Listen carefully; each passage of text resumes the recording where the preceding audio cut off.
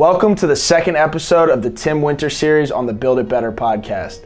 Tim Winter is the founder and CEO of Paradigm Building Group in Fairfax, Virginia. I am Zach Hopkins, and it is my job to dive deeper with you into what Tim has learned, what he knows, and where he's going. If you want to be the best, you have to learn from the best. That is why Build It Better exists. It's designed to help the next generation of residential professionals connect and communicate with the best in this industry. Tim is a friend, a mentor, and has some of the highest standards I've ever seen in his space. For this next segment, we'll be diving into Tim's early career development and how he got started with a national builder. You're from Pittsburgh, you went to Penn State, you're going to a whole different, part of the world, what was that like for you at that point? Sure. Well, we got married, graduated, got married, and moved to D.C. all in like a 2-month time frame. There you go. So, if that tells you anything about me, I jump in. Yeah. I jump in the deep end often. And we came down here. I've had family that lives here. So I've been visiting the area for many years. Right. So I've always seen something unique and different about this market. Okay. Always something fresh and clean. Always new things being developed and changed. And I just there was like this magnetic draw to Northern Virginia. Mm-hmm. And so... What age did you... Sorry to interrupt you, but what age did you kind of feel like that? We've been coming down, since I was probably 10, right. 10, 11. We've been coming down here. But as I got older and start to see, right. development. But dots connecting. When you drive down the toll road, this was many years ago, there was constant construction of houses in Ashburn. And so there was always something new and kind of magnetic about this area that drove me to want to be here at some point. Mm-hmm. I still love it here. Yeah. It's chaos. There's traffic's a nightmare. There's tons of people and different things. But for a business guy, this is a great market. Mm-hmm. Great market to be in. So, but anyways, back to jumping in the deep end. It was it's a great life lesson.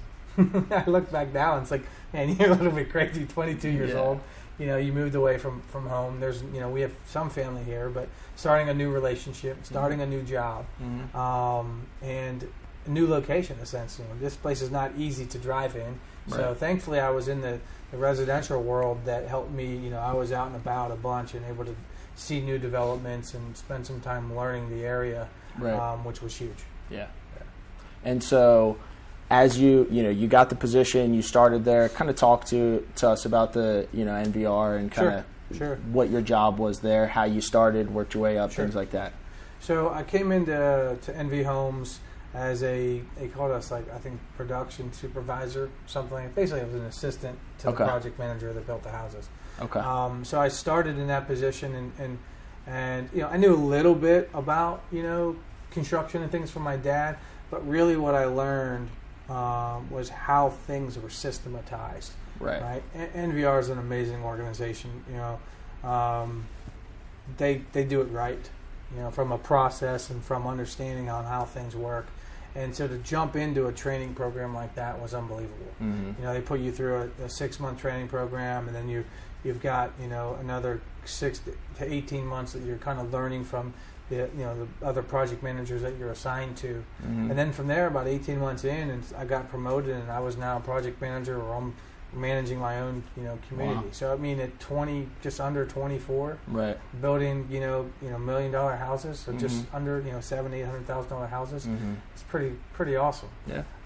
So I spent about two more years, about a year and a half in the field, and then from there I transitioned into the office. I was doing some general costing and some general management, and then I went to the corporate level and did some things at the corporate level. But overall, I had one manager that had me doing some things that probably weren't in my scope of work. Okay. But I look back and say, man, that was awesome.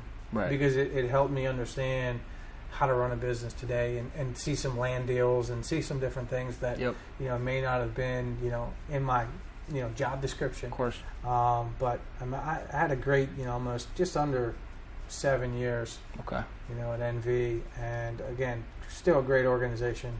I'd probably, if the downturn didn't happen and I didn't see an opportunity to go start my own thing, I could see myself maybe even still being there today. Mm-hmm. Wow. But there was still this drive in me that's working for somebody else. Right. Still wasn't the ultimate plan, but so. What is something that you felt like inside of that organization as an employee? I feel like I would be a terrible employee most days. So what are things that you feel like, on the best part of you as an employee, and some of the things that you feel like you weren't necessarily as confident in or as good at that, helped you to become a better Sure, owner? Sure. I mean, I think I'm the kind of person, right, if whatever it is, I'm giving 100%. Right. Whether it's somebody asking me to do something, I'm working for somebody, I'm working for a client, whatever it is, I'm 100. I'll say 110%, but 100%. I'm all in, right? That's what you get of me, right? I'm all in, and so that's just how I approached, NVR, right? Because I worked for some great people. They gave me the ability to kind of do my own thing to some degree. That's the cool thing about being a project manager with them is like you are the master of that community. Mm-hmm. Like that's your community. You're responsible. So yeah, I still wore the NV hat, but that was my dominion. Like I ruled over that to some degree. The vendors worked for me. I had a few assistants that worked for me. Right. So I had the control on how I wanted to stay within their system, but for the most part build and put my imprint on those houses that I was building, so that to me was something that was, I learned from them and some of the management that I have is like, you empower others, right? They empowered me to make decisions, so they didn't have to worry about what I was doing. And it's kind of even how I lead today. It's about empowering my team, empowering others to be successful. Right. And that's one of the things I took away from there for sure. Mm-hmm. Was there something that you feel like you were specifically the best at inside of their system?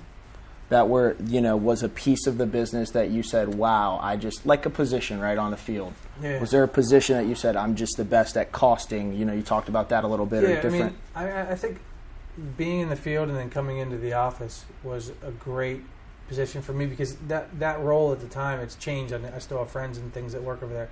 That position's changed a little bit.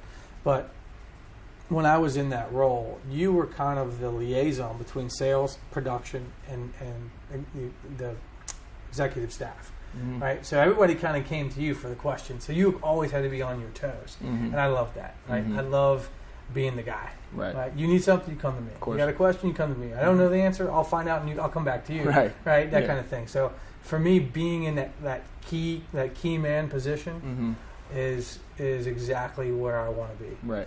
All the time. All the time.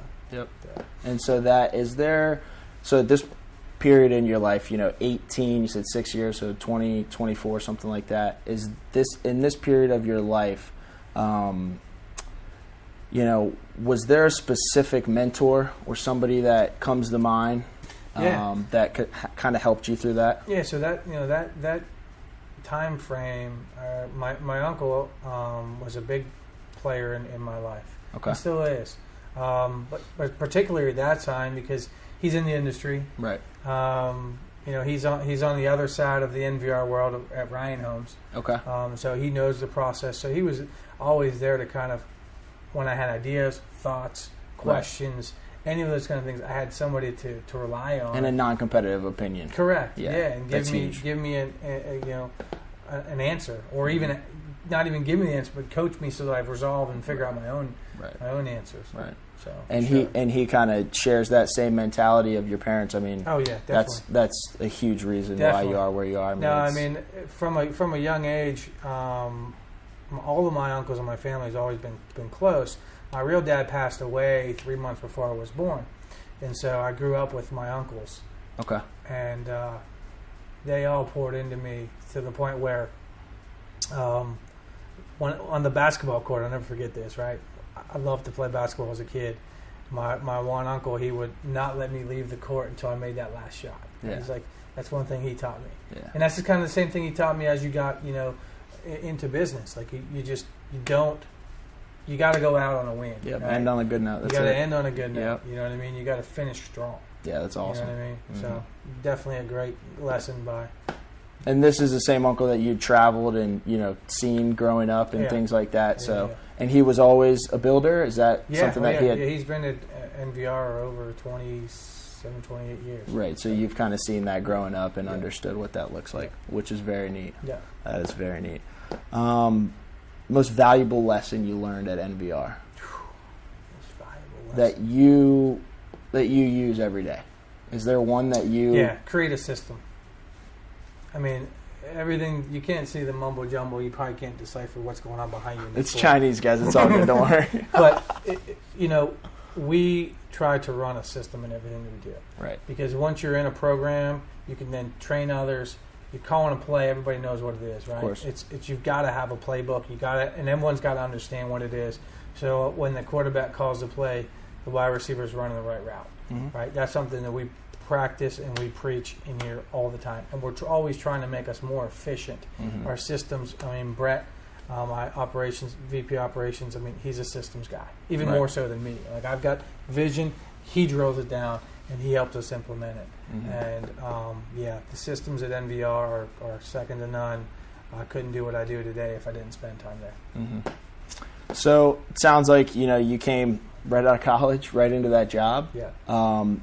We'll touch on it here in the next chapter, but I heard you touch on the opportunity with the downturn to start the business. Yeah.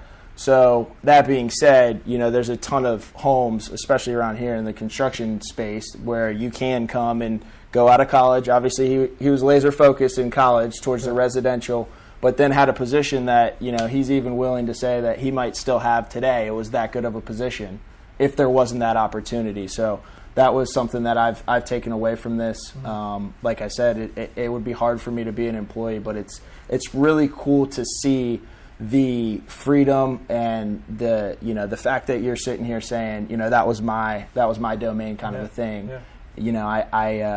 I know that you like to be in that role, and that's cool that they allowed you to have that freedom. For sure. I think that's something that could go a long way. So if anybody's getting in the construction space or anything like that, don't think that you need to go out there and start right away. There's a ton of great companies that you can work for and learn a bunch. So that's going to wrap up the second chapter of the series, and we're going to get into chapter 3 here in a minute.